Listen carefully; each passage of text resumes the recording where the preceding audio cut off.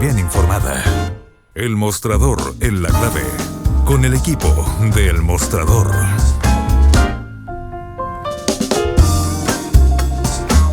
Con 35 minutos. Le recordamos a nuestros auditores que hoy día no está Fernando Pausen, tuvo una emergencia familiar. Está todo bien para la tranquilidad de la familia, pero no pudo estar con nosotros hoy día. Vuelve el lunes Fernando Pausen con toda su opinión, con todo el debate. Ya estamos en el Mostrador, en la clave, aquí con el equipo del Mostrador, con un invitado especial que ya lo vamos a presentar. Estamos con Mirko Macari y con Federico Giovanón. ¿Cómo están? Muy buenos días. Buenos días, Ricardo, ¿qué tal? Hay harto tema para hablar, pero hoy día queremos empezar con algo especial. Tenemos a un invitado que es Alberto Mayol y tenemos una pequeña música para introducir lo que estamos diciendo, porque va a ser un seminario muy especial durante mediados de enero, haciendo una analogía con esto que vamos a escuchar.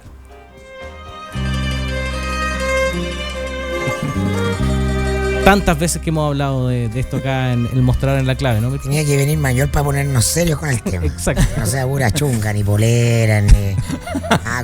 Oye, Pausen va a echar de menos esta conversación. Sí, comparaciones no, sí. antojadizas, y se la perdió. Ayer cuando estábamos hablando en la pauta, o sea, había varias cosas. Iba a estar Gabriel Boric, que quería entrevistarlo mucho. Iba a estar Alberto Mayol, que le damos la bienvenida. ¿Cómo estás, Alberto? ¿Qué tal? Muy buenos días. Alberto es eventualmente panelista de nosotros, pero obviamente por sus temas académicos no siempre puede venir, así que cada vez que podemos lo invitamos.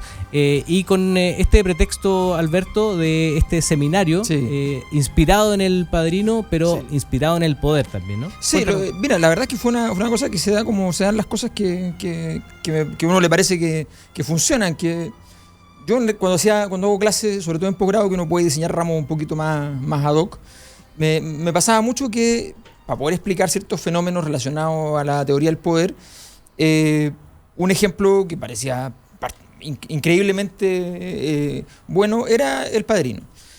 Entonces lo usaba con cierta frecuencia hasta que un día me dio pudor, porque en realidad decía, bueno, en realidad ya llevo 3 ejemplos en 3 clases, no puede ser, qué sé yo. Entonces primero me dio pudor y después me di cuenta que en realidad, bueno, el punto es asumirlo. O sea, el punto era decir, la verdad es que me queda mucho más material que podría utilizar.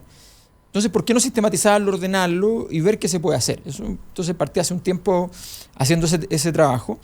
Y en ese contexto, pensando eventualmente en hacer alguna clase de curso, eventualmente algún diplomado, alguna cosa por el estilo, y eventualmente algún texto escrito. Entonces, estaba en eso cuando de repente se me ocurre, nosotros en el verano normalmente hacemos algún tipo de actividad de este tipo, entonces dijimos, bueno, hagámoslo específicamente sobre El Padrino y con ya el consolidado que he ido trabajando, que son una interpretación general, una doctrina general de lo que está sobre el poder en El Padrino, y además lo que llamamos las 50 leyes del poder, que son como grandes recomendaciones que El Padrino siempre está dando y está marcando. Entonces, o sea, estilo Sun Tzu.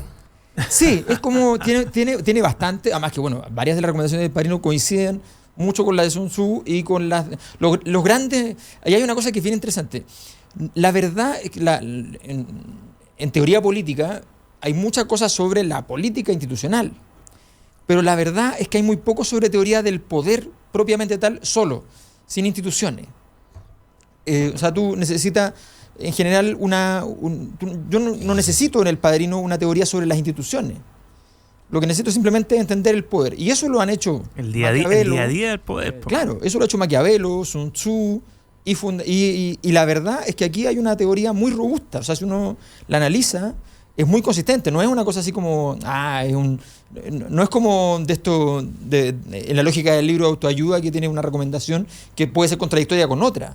Estas son todas coherentes entre sí, es una cosa formidable. Y además, finalmente, a ver, verdaderamente el libro es un libro sobre la mafia, lo que te refleja que la organización de la mafia es una cultura ancestral, sí, pues, que expresa una sabiduría. Exacto. Pero sobre todo de las mafias latinas, o sea, por algo el epítome, sí, de Italia, ¿no? Sí. Pero te habla de las culturas latinas. Y de las culturas de resistencia. Se organiza el poder en las culturas latinas. Porque lo hablábamos antes de entrar acá a micrófono con el Federico y con Alberto, no es muy aplicable, por ejemplo, para otro tipo de cultura. Hablamos de la cultura oriental, la cultura japonesa, claro. O las culturas anglosajonas, que son mucho más tributarias justamente de las reglas formales. Es un imperio. Claro. Pero acá hay otro tipo de reglas y lo hemos visto en El Padrino. Hay muchos códigos también que no se pueden quebrantar, que tienen que ver con otras cosas, no con las instituciones. Bueno, es que además tiene que ver con la misma historia de Sicilia. O sea, Sicilia estuvo dominada literalmente por todos. Entonces, los sicilianos aprendieron que la principal ley era, primero, nunca hacerle caso a la ley, ¿no? Y en segundo lugar, jamás permitir que la ley entre en un tema. Entonces, la ley fundamental es el silencio, la omertá. No puedes permitir que...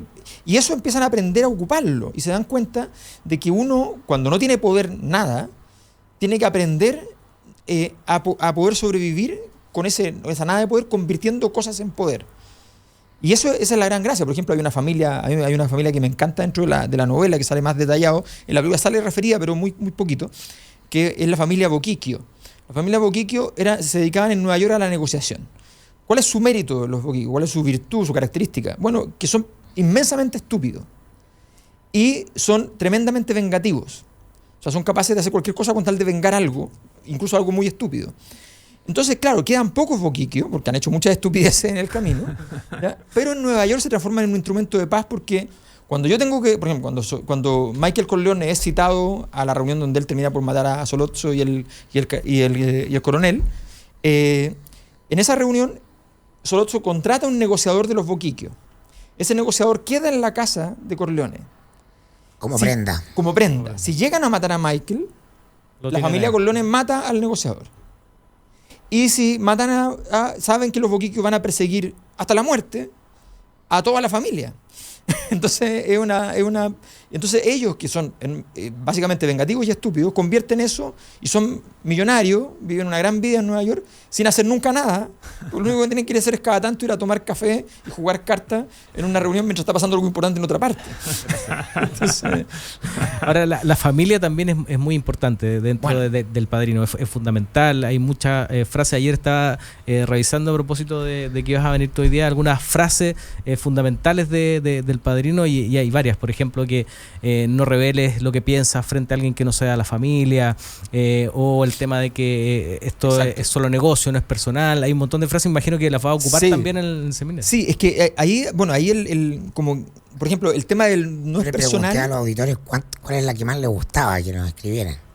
Sí, vamos a estar revisando. No, es que, mira, ahí uno se pone a revisar, por ejemplo, porque el tema de no es nada personal, de que son solo negocios, es muy cierto desde un punto de vista, del punto de vista de que el Padrino es un ser de altísima racionalidad.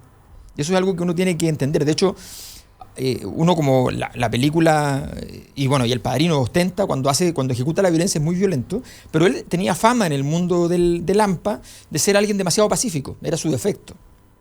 ¿Ya? Era muy racional, muy lógico, trataba de llegar siempre hasta el final tratando de convencer 3 o 4 veces a alguien de que hiciera lo que correspondía hacer. Y bueno, si no... entonces el tema de lo personal... Eso se llama política. Eso se llama política. Y él siempre decía, hay una gran lección que Tom Hagen le da a Michael cuando Michael parte, y Michael lo despide de Consiglieri. Entonces Tom se siente ofendido y le dice: Michael, tú eres muy bueno, eres muy inteligente, quizás vas a ser incluso como tu padre, pero hay una cosa que no sabes hacer, que es como decir que no. Y Michael queda impactado y habla con su padre y le dice: ¿cómo se dice que no? Tratando de que el otro te diga lo que tú quieres. Entonces empieza a construirse eso, y la verdad es que hay un momento en que Michael le explica al mismo Tom, le dice: mire, cortémoslo con la cuestión de que hay una dimensión en la que todo es personal. O sea, pero es en el tiempo. Tú no haces la estupidez de él va y venga la muerte de su esposa con el muchacho que lo traicionó, matándolo en medio de una masacre de los grandes a este tipo que no era nadie. La esposa que murió en Italia. Con el guardia que lo traicionó a él. Y él venga la muerte. Pero la venga 10, 15 años después. O sea, no va a hacer la estupidez. Entonces, dice... No lo olvida tampoco. Claro. Él dice... El Padrino me enseñó que uno debe ser como Dios. Nada es personal y todo es personal. O sea, Entonces, Bueno, esa es la gracia de entrar a la novela después de la película, que es lo que tengo pendiente. Que la novela... Yo lo hice al revés, yo leí la novela primero y después... La novela también hay una caracterología muy interesante, por ejemplo, la de Sony. Claro, ¿no? claro. Que era el primogénito, el ungido para ser el futuro jefe, pero su carácter lo traiciona, ¿no? Se lo decía siempre el padrino. Y además, de hecho, a él le dice esa frase de que no digas lo que piensas frente a nadie de que sea bueno, la familia. ese evento, hay un evento que es fundamental en la obra, que el mismo padrino dimensiona, o sea, se da cuenta que es un error grave, pero no dimensiona la magnitud del error, que es cuando están en reunión, le piden al padrino que haga el apoyo al negocio del narcotráfico, él le dice que no, que la verdad es que los políticos y los jueces no lo van a ayudar en eso, por tanto él no puede hacer eso. Y el Solozzo empieza a explicar el negocio varias veces y dice, mira, y nosotros le vamos a pedir $2 millones y nosotros le damos garantía de esos $2 millones, y Sony pregunta, ¿y cómo se garantiza? Muestra debilidad. Y entonces se muestra que le interesa el negocio cuando el papá está diciendo que no. Entonces Solozzo lo que entiende es que si matan al papá, Sony asume y va a tener que asumir el negocio. Entonces el atentado es resultado de esa reunión. Y el problema, y ahí hay un error de Vito Corleone, que Vito Corleone se da cuenta de lo grave del error, pero no dimensiona que lo pueden matar. Y por eso sale sin guardia, sin nada, como él salía todos los días. No, sale con el chofer guardaespaldas que lo traiciona. Que lo habían cambiado porque estaba enfermo. Claro, lo que pasa es que lo que pasa es que ahí hay una diferencia con la novela, porque en la novela está con Fredo. Sí, de verdad. Entonces y en la otra hay un chofer. Entonces ahí hay uno. Pero Fredo después paga las consecuencias de eso también. Y Fredo, en la novela. bueno, Fredo es un caso muy interesante porque efectivamente un personaje exquisito. Él no pierde, o sea, pierde el criterio el carácter monolítico de la familia. Eso es lo fundamental. O sea, pero además el carácter monolítico es indispensable, pero muchas veces el padrino muestra supuestas fisuras a propósito para que nadie lea en su familia lo que él va a hacer. Por ejemplo, él defiende al esposo de su hija cuando le pega a ella. Él lo defiende con su hija y su hija vuelve humillada a su casa.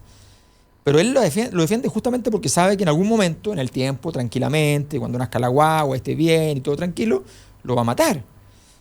Incluso le dice, no voy a dejar, ¿tú crees que voy a dejar de ayuda a mi hermana? No. Exactamente.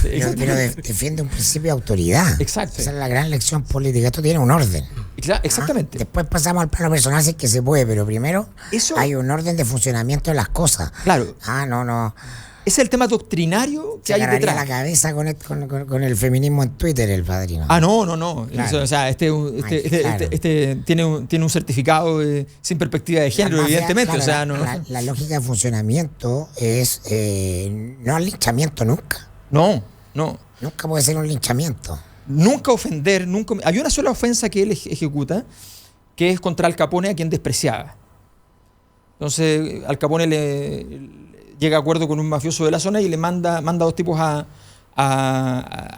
ejecutar un atentado contra él, y él los agarra, se entera mucho antes, y los agarra bajándose del tren. Y los tipos mueren espantosamente. Y entonces le manda una carta muy ofensiva a Al Capone. Pero después hace negocio con Al Capone. Al Capone le pide disculpas, qué sé yo, hace el negocio y listo. Y se suma en contra de... O sea, entonces, todo eso es un gran recurso. Pero una cosa que quería decir es que es muy interesante. Si uno mira la tesis central sobre la sociedad del padrino, es lo que podríamos decir una tesis marxista. O sea, lo que él dice es, si uno sigue el orden tal como está establecido por las élites, lo único que puede hacer es quedarse donde mismo está. Entonces uno tiene que subvertir el orden de las élites. Pero su tesis no es revolucionaria. Él solo quiere subir su familia. No le interesa la revolución total. Lo que le interesa es que él, yéndose por el camino del costado, logre llegar a tener la influencia tal que efectivamente en algún momento logre, como dice Michael, hacer coincidir el interés del país con el interés de la familia. Entonces, ese es lo central. Estamos hablando con Alberto Mayol aquí en el Mostrador en La Clave, con Mirko Macari, con Federico Giovanón, sobre este seminario que va a ser a mediados de enero. 17, 18 y 19 de enero. Son 3 días claro. De este seminario. Agarrándonos de otras frases y lo que tú decías, el padrino siempre tenía a gente que le debía favores. Sí, ¿no? mucho. Y eso, mucho, ¿no? Claro. Y ahí decía una frase, bueno, algún día...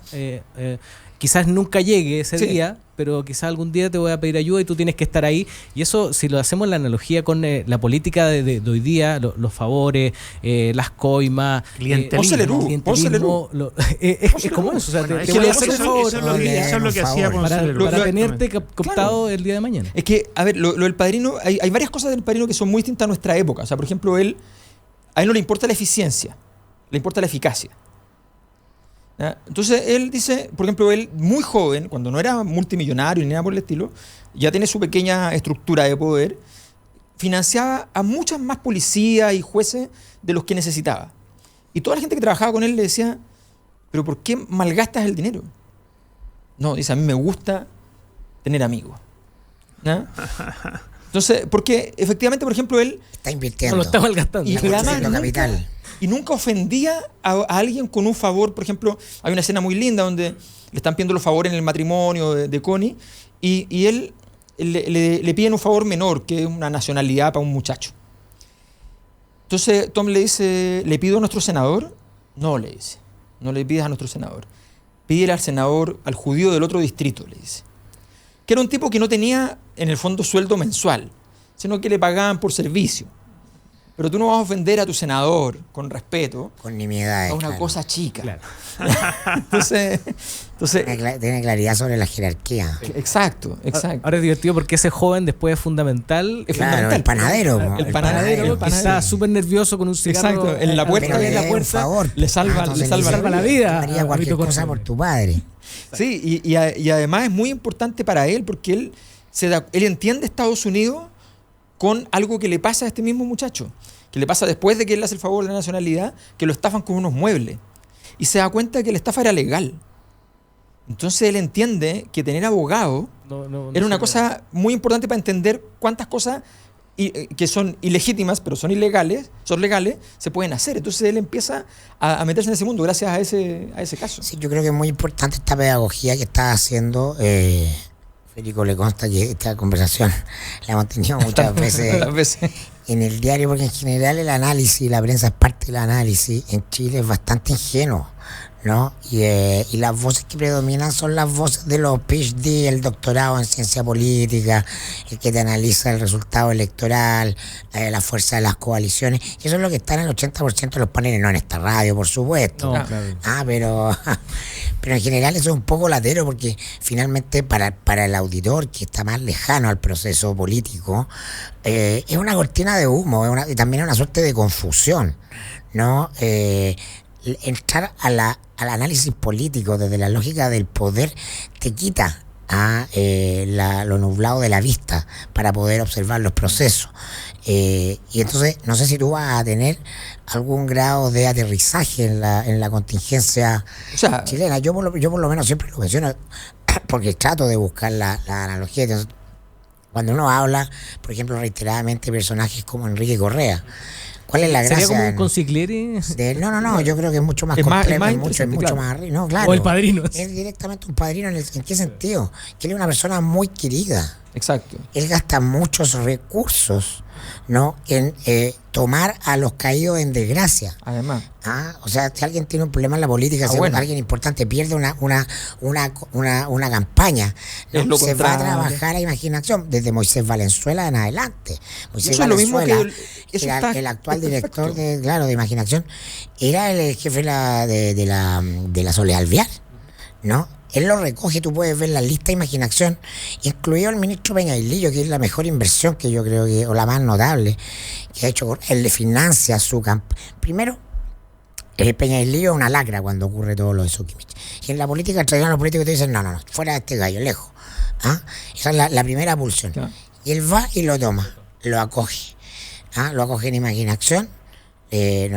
Nosotros lo publicamos en su minuto, ¿no? Le pone una oficina. Sí, y un sueldo para vivir. le consigue con su amigo Ángel Friedrich pega de media jornada en Flaxo. Exacto. Eso es un favor. Exacto. Háceme este favor. Claro. Se entiende que hay una deuda ahí de por medio. Es parte de pertenecer a un grupo corporativo. Es parte de una familia, que es la gracia de los mapos, ¿no? Y ahora le paga o le consigue recursos muy probablemente para que esté estudiando un posgrado en Estados Unidos. Está haciendo una inversión ahí. Exacto. ¿No? Entonces podríamos hacer una lista larga de esos casos, pero si tú empiezas a hablar, Enrique, sea, el afecto con el que se habla de Enrique, de una buena persona, ¿no? Tienes otros casos también muy interesantes, pero el ver la política con la lógica de la disputa por el poder es muy necesario, porque, por ejemplo, en todo lo que está Boric acá esta semana con lo de la política. ¿Quién es el enemigo de Boric? Katz, la derecha, la UDI.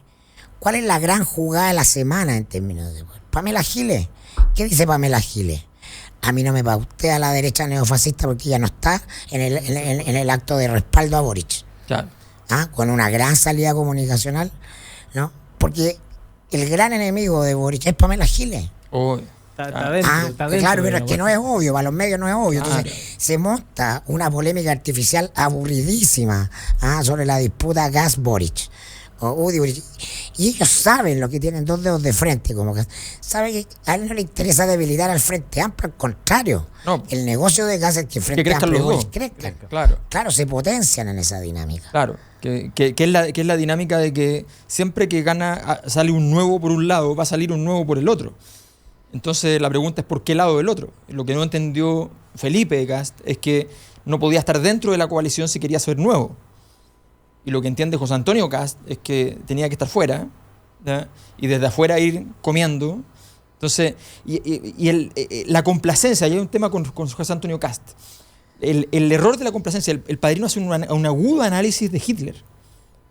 ¿Ya? Ve todo el tema de la Segunda Guerra, dice, este tipo lo están dejando avanzar. Son demasiado complacientes. Este tipo habría que agarrarlo y terminar con él rápidamente. Y cuando ve eso, dice, hay que poner atención porque esto va a abrir una gran crisis y va a ser un gran negocio. Y él se hace muy millonario durante la Segunda Guerra porque los camiones de aceite los dedica al tráfico.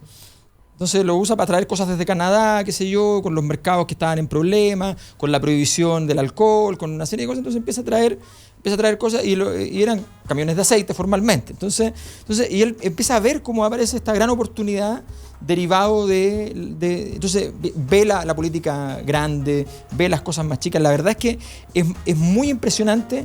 Además, la novela de Puzo, es una cosa increíble, está basado en puros casos reales con un poquito de ficción. Sí.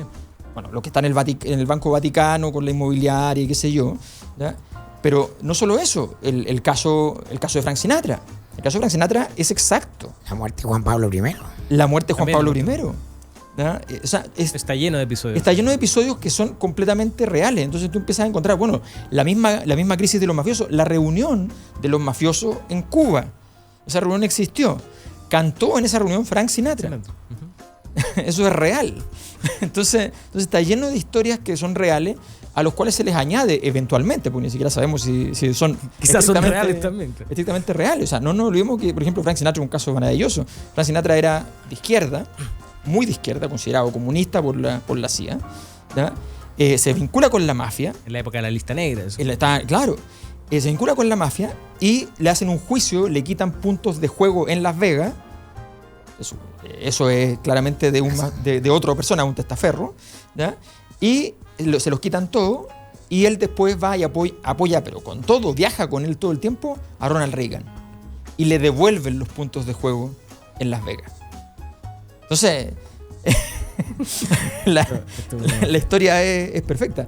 Y de ahí viene el gran apodo de La Voz y qué sé yo, en circunstancias que, como sale en la película y en la novela, tenía problemas con la voz, no tenía volumen. Bueno, eso lo tratan más en el libro que en la película. Sí. Yo creo que en la película casi no lo menciona. Pero dice que tiene un problema para cantar, que está cantando. En el libro le dan mucha importancia. Y el apoyo del Padrino en esa circunstancia. Que se pone a llorar incluso. Bueno, claro, se pone a llorar y el otro le pega. Pero sobre todo, lo que molesta al Padrino es que esta cosa de que le cuenta la historia de que le pegó... Es la falta de carácter. Le pegó a su mujer, pero solo en el vientre, porque estaba haciendo una película, que es Ava Gardner.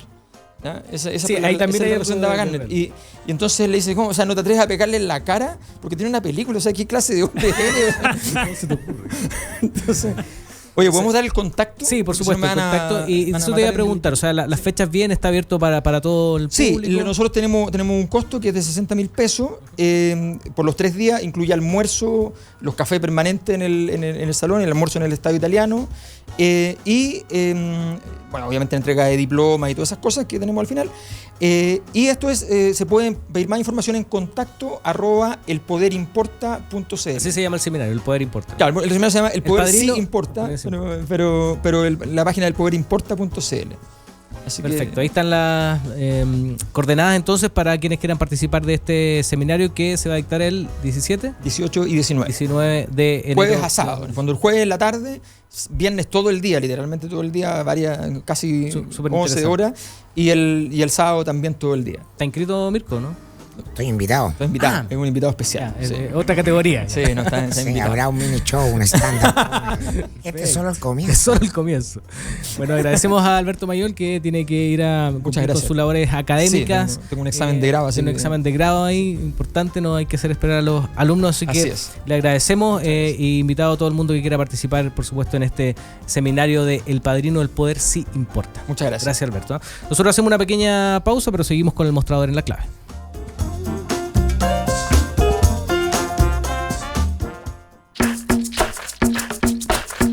Hora clave. 9 de la mañana. 1 minuto. 92.9. Somos como tú. Somos la clave. A las 11 de la mañana, de lunes a viernes, Emprender es clave. Impulsamos a los emprendedores de hoy. Amazon hace 3 o 4 meses lanzó un producto que es de prueba, que te venden una chapa con clave y que ellos al despachar pueden entrar a tu casa y dejarte los productos dentro. No te creo. Entonces, ya hay... el mundo está cambiando, María Elena. Yo creo que... Lo que pasa es que uno piensa esto en Chile y dice, yo no le doy la llave a mi casa a nadie porque cuando llegue a buscar el producto va a estar la cajita sola y no va a estar los muebles, no va a estar la tele, no va a estar nada más. María Elena Dressel te aconseja porque hoy Emprender es clave. Y lo que nosotros tratamos de hacer es cambiar la forma en cómo los jóvenes profesionales buscan sus primeros empleos. Ya.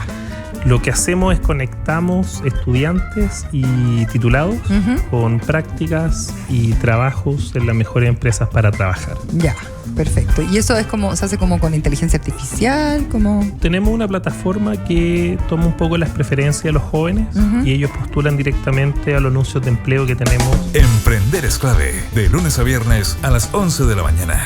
92.9. Somos innovación. Somos la clave.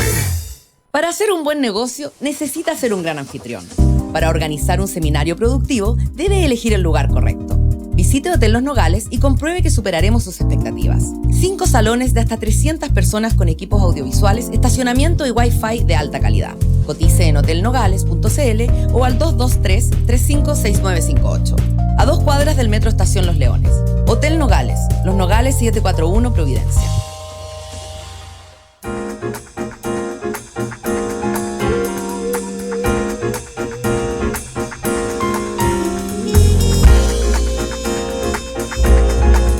De la mañana con 3 minutos. Hay altas personas que están opinando acá en Twitter con el tema del Padrino. Eso siempre prende, Mirko, la gente. Porque además una película que como la ha visto mucha gente. Claro, el imaginario de la cultura popular es mucho más fuerte. Claro. Bueno, los invito a hablar de cosas que están pasando acá. Ustedes traen varios artículos sobre lo que está pasando en la Araucanía. Veíamos ayer una toma en la municipalidad de Coyipulli. Perdón, yo quiero hacer una aclaración producto de una conversación que tuve en la mañana cuando venía en el taxi. Ya llegamos, volvemos a la Araucanía, pero quiero dejar claro algo que yo pensé que era súper claro, porque uno a veces... Oye, vive entre 4 paredes nomás, ¿no? O en un ambiente muy mirándose el ombligo y sin mirar para otros lados.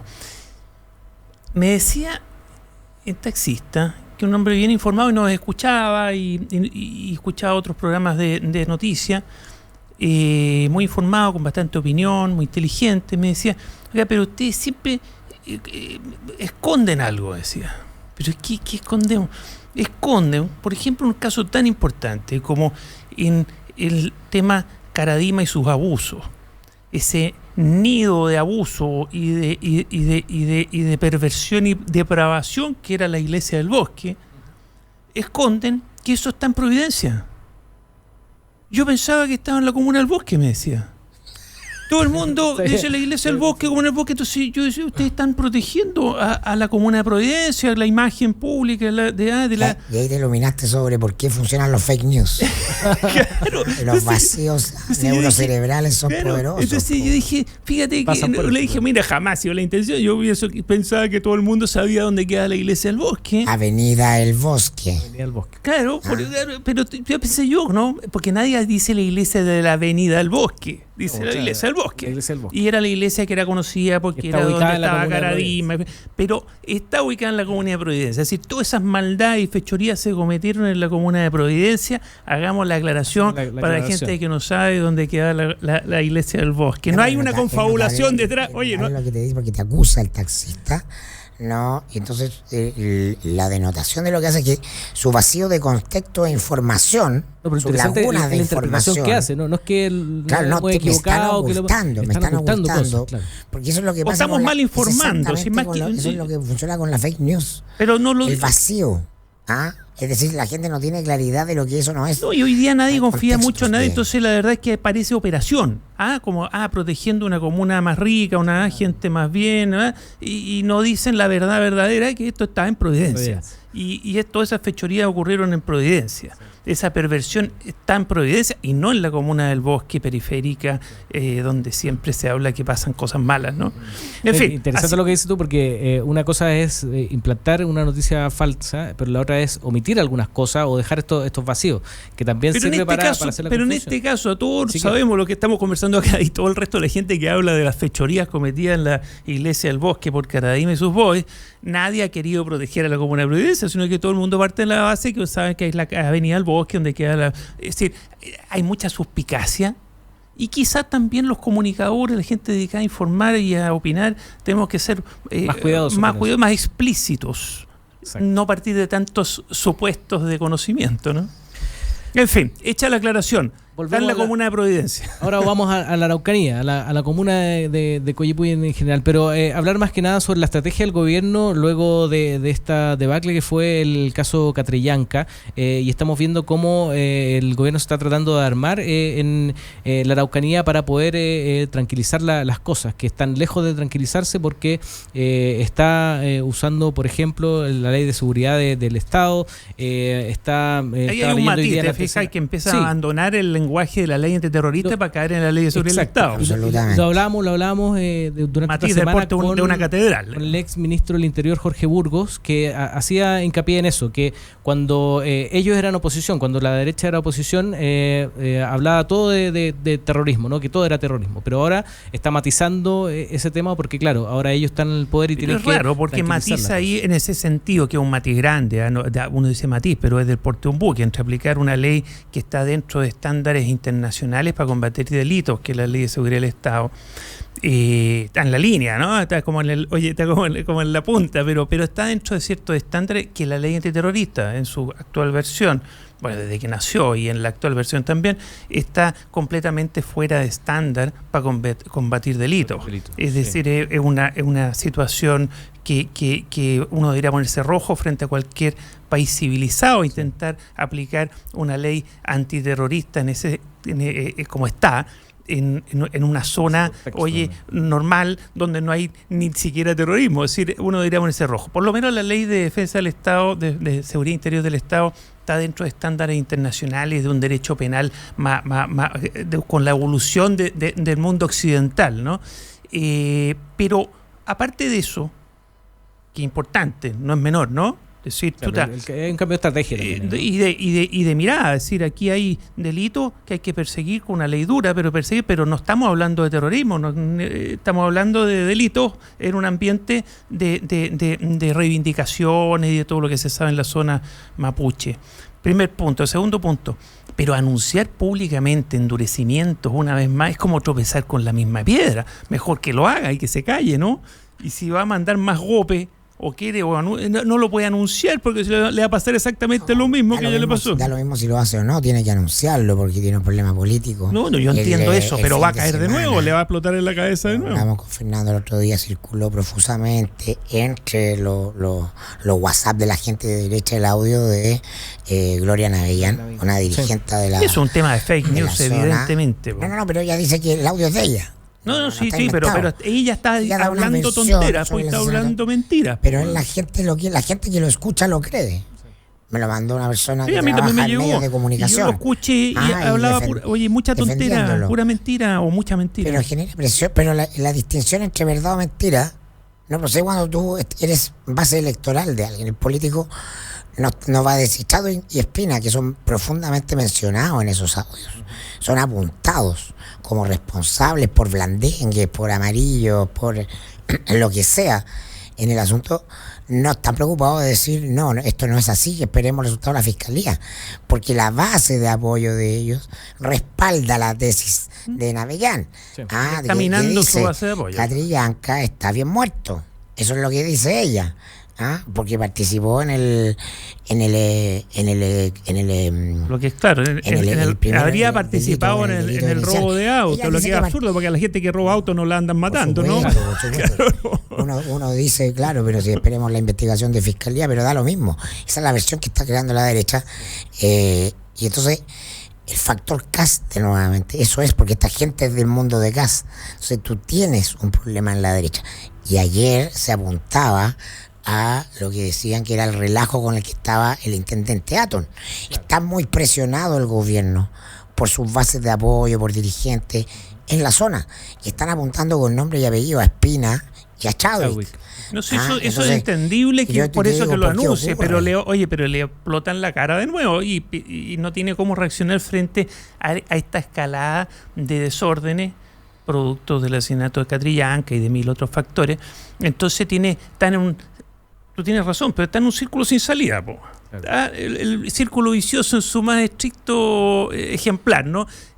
Tiene que tratar de hablarle a esa derecha dura que se le está escapando y que lo están faenando, pero por otro lado, al responderle mediáticamente a esa derecha dura, le va a explotar en la cara y se va a desacreditar aún más de ministro del Interior. Porque la tesis, lo que ocurre es que en ese mundo, que es el que lleva la batuta además en la zona, donde Piñera sacó la más alta votación, sí, y que ese mundo que respaldaba al intendente mayor, ¿no? Que es un Gurka, es que se debilitó a Carabineros con la salida de Soto.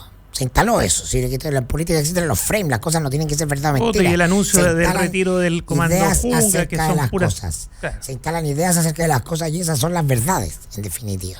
Entonces, esa idea de que se debilitó a Carabineros es lo que está complicando algo. Yo creo que Chadwick está muy horquillado y no va a salir bien de esto. Está en un círculo vicioso, pues le va a explotar esto por la cara, tratando de hacer lo que tú dices, le va a explotar en la cara porque esa cosa ya está desbordada, no saca nada con mandar más golpe o no menos golpe. Pero a la vez, si muere otro mapuche en una cuestión evidente de Carabineros, tampoco tiene más continuidad. Entonces está cercado, está como jamón del sándwich. Tal cual. Además que esto pasó justo cuando el gobierno estaba implementando un plan Araucanía, que estaba Moreno al frente de esto, que había tenido reuniones. Atton ya lo estaba apoyando fuerte. Atton ya lo estaba apoyando fuerte, entonces le llega esto y le desarma todo el cuento. Entonces ahora el gobierno está, como tú decías, un poco desesperado tratando de apagar el incendio. Estaba leyendo que, por ejemplo, van a implementar a más gente de la PDI. Están siendo desbordadas por su base. Y apagando incendios con benzina, pues. Si eso no va a terminar bien. Pues, estaba leyendo que sale hoy día en La Tercera que van a implementar más efectivos de la PDI, porque ya, claro, con Carabineros totalmente desacreditado, no solo por lo de Catrillanca, sino por los escándalos que han habido, va a tener que echarle mano a la PDI para poder tranquilizar un poco las cosas. Te das cuenta que eso es el peor de los mundos. Si la PDI está para investigar delitos concretos, caso a caso, y no para ir a mantener el orden público. Pues hay que ser pelotudo, perdón que use ese concepto, pero hay que ser pelotudo. Ya esa de la desesperación, ¿no? Y ese público, lo que te está pidiendo, ese público el votante de derecha de la zona, te está pidiendo militarizar.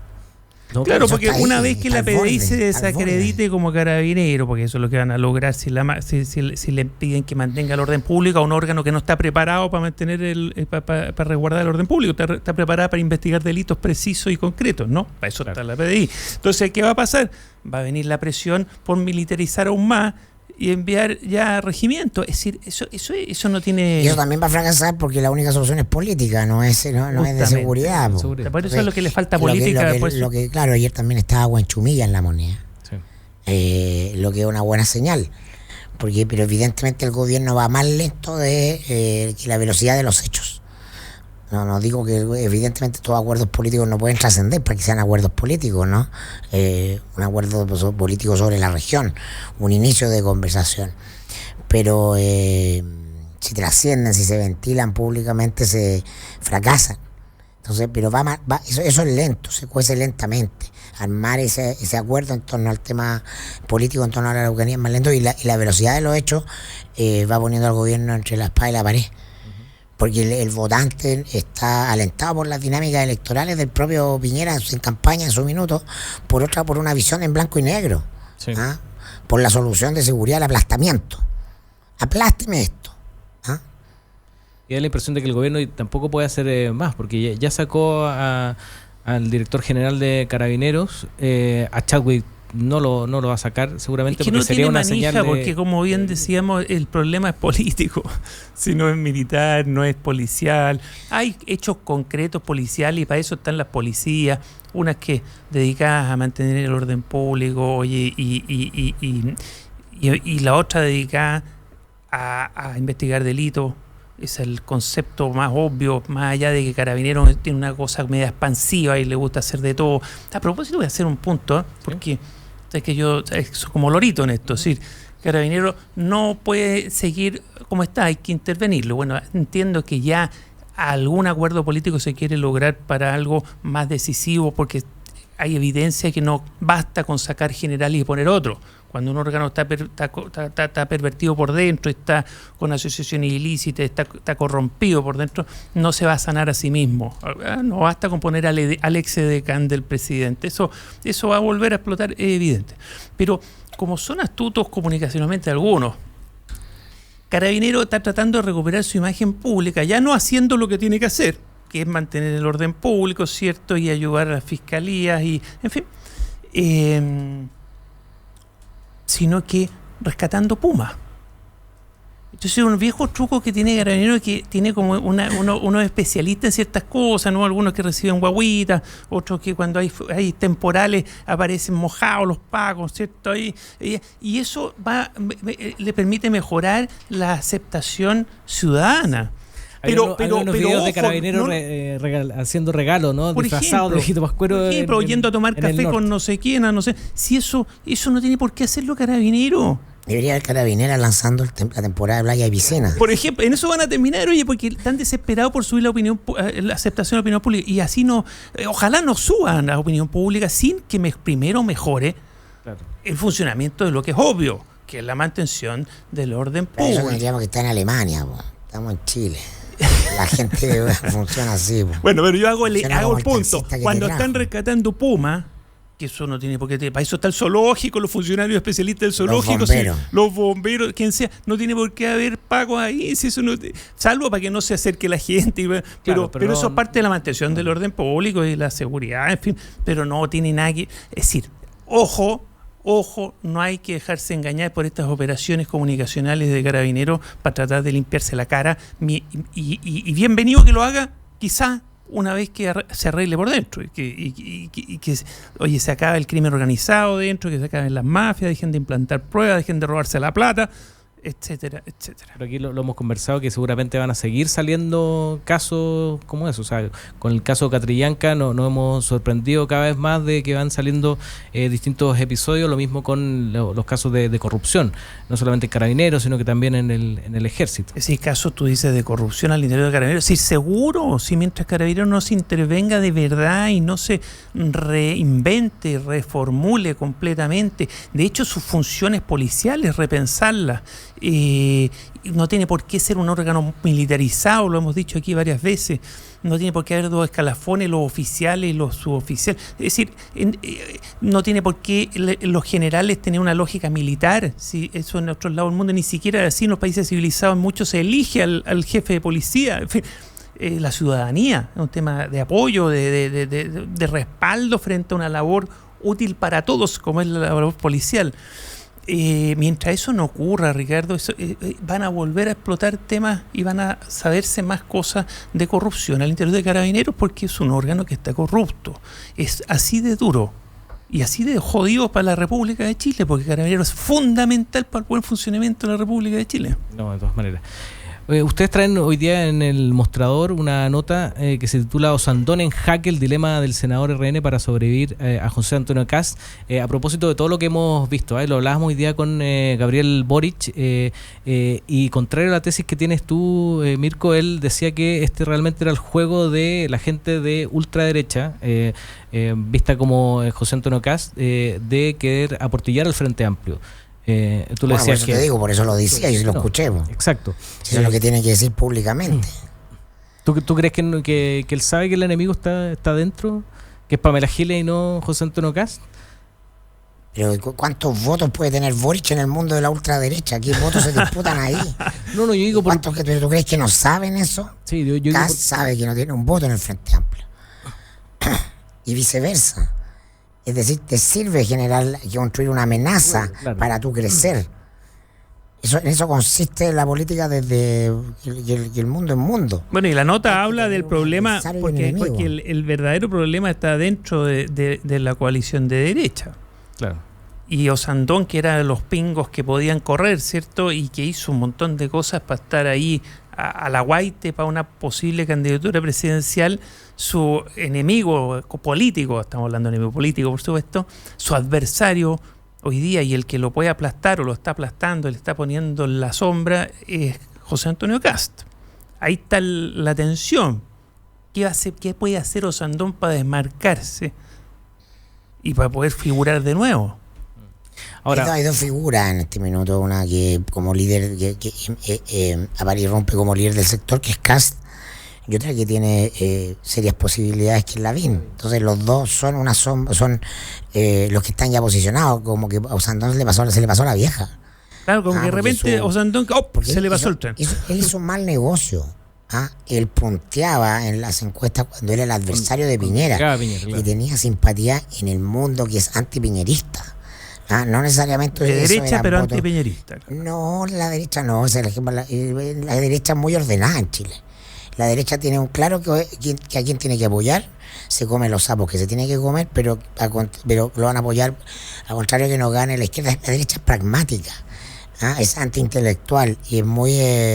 entonces, Osandón pegándole a Piñera tenía mucha simpatía en el mundo antipiñerista que está al otro lado, claro. Pero eso al otro lado del Jordán, pero eso no está solo al otro lado del Jordán, también está en la derecha. Dentro de Piñera no es querido en la derecha, pero toda la derecha votó por Piñera. No, pero frente a una disyuntiva con Osandón, no, pues de hecho tuvieron que lanzar campañas para que no se dieran el gusto ni por votar, ¿te acuerdas? Primero con Osandón y después lo hicieron con Kast, que no se dieran el gusto de votar por otros, sino que por Piñera para que no se debilite. Carlos Larraín disciplinó a Osandón, le dijo el negocio, mira, ahora quédate tranquilo, no seamos oposición y después vais tú, pero en ese después vais tú, quédate tranquilo, aparecieron porque la vía es así, otro liderazgo. Entonces Osandón está incómodo en su posición de senador oficialista y está tratando de salir de eso, está tratando de salir a increpar al gobierno por el lado social, está volviendo la estrategia que tenía antes. Claro, el monstruo salió de la jaula. Claro, porque esa era la que le daba resultados, figurar, decir cosas. Verdad. Y además, pero tiene un gran problema, porque aunque salga de la jaula, siguiendo la imagen, está complicado porque la derecha social, que es lo que él lideraba, está desperfilada hoy día en el mundo completo. Es decir, Bolsonaro no es derecha social, Trump tampoco. Quedó un poquito de pasé, quedó como con... no sé, ahí está la tensión. ¿Y qué es lo que se hace cargo la nota del mostrador de hoy día? Ahora, hablando desde los medios de comunicación, lo hablamos también con Gabriel Boric de el fenómeno que ha tenido José Antonio Kast, que ahora... por cualquier cosa que dice, por ejemplo el tweet que él mandó rememorando algo que había pasado en 2017 con el tema de la polera, el regalo de la polera a Boric, causó un impacto tremendo en los medios. Nosotros, ayer vino acá José Antonio Kast a un programa de la tarde con mucha facilidad. Y estaba lleno de periodistas porque hizo un punto de prensa acá antes de entrar a la entrevista y estaba lleno de periodistas porque todos querían ver las reacciones de lo que había dicho Boric, del tema del tweet. El que la lleva hoy día, pues, el que la lleva y pone los temas. También se le hace un poquito el juego dándole tribuna, digamos, a este tipo de cosas. Ahora, convengamos que enero es Bien elegido, por año nuevo, no hay más noticias. Claro, no hay más noticias, entonces cualquier cosa que haga... buen comunicador. Si no hay buenos temas... El tweet sin duda lo tiró estratégicamente. Si fuera por buenos temas deberíamos hacer un programa una vez a la semana. O sea, pasan cosas más importantes. Tenemos que estar 1 hora rellenando y tú después 3 horas. Así funcionan los medios, son una industria. Y él viene con esta cosa sabrosa que encontró no sé quién y la muestra y la pone y le funciona, ¿no? Claro. Vendía una atención, pero eso sí, por supuesto, es parte de la regla del juego, no voy a quejarte de eso.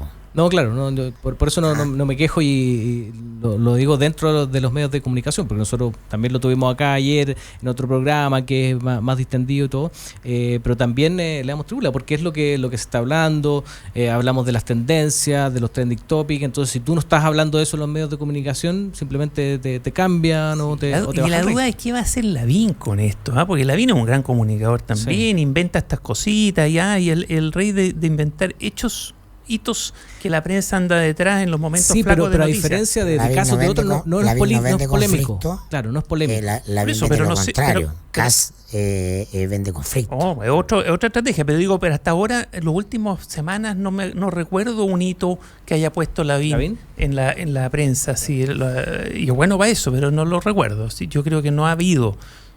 No le ha resultado, o lo ha tratado sin una resultado. Él está en otra cosa, porque, Kass tiene mucha energía y lo conversamos en el mundo politizado, pero ese mundo no define la elección.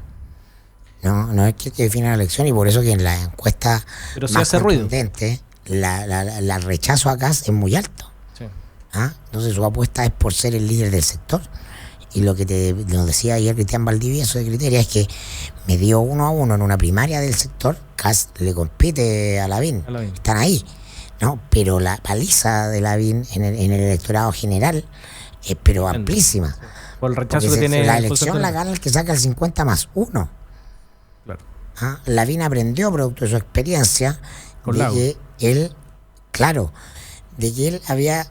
él no puede tener rechazo. Para ser presidente tú tienes que tener un techo muy alto para crecer, para ser presidente de verdad. Entonces tienes lomos de toro, escollos anteriores, que es pasar la primaria y probablemente ya luego vamos a ver cómo se entra a discutir quiénes participan y no de la primaria de la derecha.